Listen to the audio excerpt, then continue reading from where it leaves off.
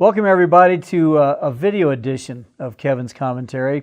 We have a very special guest with us today, a guy that, one of our favorite guys, but a guy that I would say epitomizes the term student athlete. We're talking to Dominic Rufran, Cowboy senior receiver from Colorado Springs, Colorado, and a guy who's had a stellar career. But you know, Dom, the thing that impresses me so much about you is football and academics are obviously very important, but you have another part of your life that's probably as important, if not more important, and that's your volunteer work. And you are just the greatest at that. And I'm curious, you have so much time committed to athletics, so much time committed to academics, yet you find time for Big Brothers, for going to Haiti, for doing all kinds of good works. How do you find that time? You know, you just have to ask yourself really what is important in this life. And to serve others is really humbling in yourself. And to be able to find time to help with somebody else in this world or to put a smile on their face is honestly where you can find true joy and true peace in your life. And I think God has called each and every one of us to fulfill that purpose, to go help one another. I mean, we're not in this world by ourselves, so I just have to find a way to find time. I mean, somebody else can go find time to go play video games for a couple hours. Why can't I go find time to go help somebody else for a couple hours? No matter what it is, it's an excuse if you say you can't find time to do it. So when something that gives you true joy, you're going to find a way to make time for it. I know you don't certainly expect this, but you received quite an honor here recently by being named to the All-State Football Coaches Association Good Works Team, which is a very, very special thing. Only 11 FCS programs are represented by this team. You're one of those guys, and get to go to New Orleans here for the Sugar Bowl. That'll be a lot of fun. I know that is a special thing to you, but more importantly is the things that you do. And maybe you could outline for us a couple things that maybe are most dear to you in your volunteer work.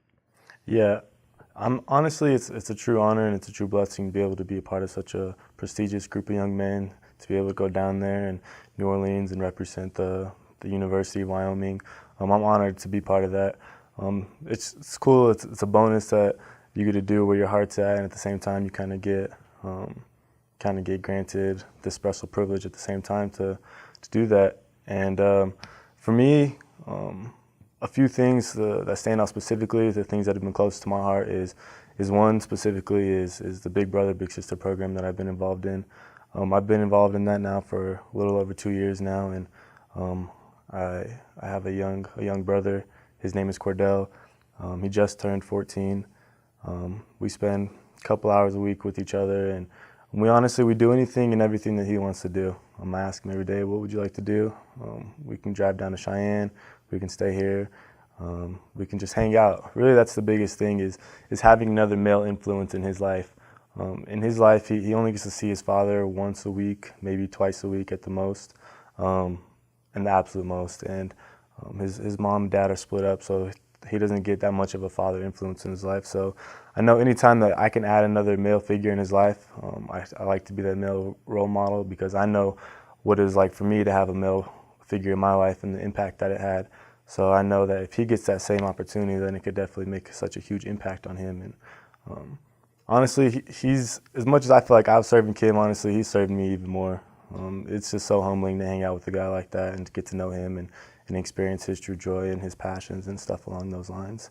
And the other thing that was true to my heart was going to Haiti, just being able to go down there and experience the culture that they had, and being able to serve the country and the problems that they were dealing with the earthquake, and just to see that the true joy that they had, even though they had nothing, and we feel like we have everything at times, and sometimes we complain and go through life, but they have absolutely nothing, but they just have true joy and happiness. It was truly humbling as well, and a lot of that had to do with the contribution to them having Jesus in their heart, which was so cool to see. And just those two things, honestly, have just been a true blessing, and it have transformed my heart tremendously. I'm interested in Cordell and your relationship with him, knowing that he does have a father, but doesn't get to see him very much. How far can you go with advice or answering things for him? Or is that kind of a fine line that you have to walk? Yeah, I mean, at the end of the day, his parents will always be his parents, and he's got to honor his parents and along those lines. But as the years are going on, as the more time we're able to spend with each other, he's getting more open with me, and he's able to open up to me. And if whatever question he has at all, I'll answer for him. Doesn't matter what it is.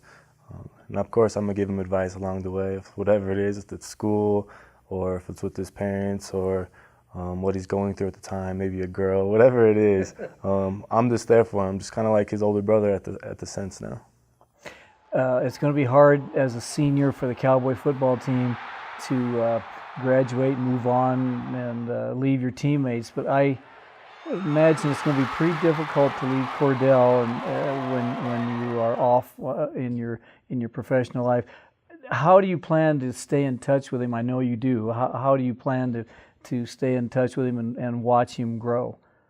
Yeah, honestly, I've actually started thinking about that a lot lately, because I was just thinking now I only got a couple months left of being here, and it's kind of coming to a close, and it's honestly kind of cutting deep in a way, because I've spent so much time with him and we've built this strong relationship and this bond with each other.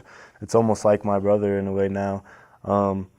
And it's going to be tough, but I mean, of course, I'm going to keep in contact. He's going to have my number. I'm going to have his number. I'm going to try to come back to Laramie.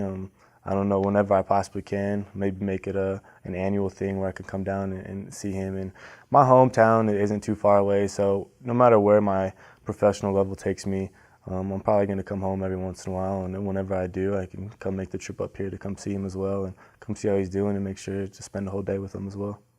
Speaking of your professional career, when football is no longer for Dominic Rufran, you're a business major, and I know you're on track to graduate here. What would you like to do with your major, and would it be something that maybe you'd put aside to work in Haiti or work with underprivileged people for a while? Yeah, now it's getting closer to time, and I'm starting to enter the mindset of becoming a big boy and entering the real world.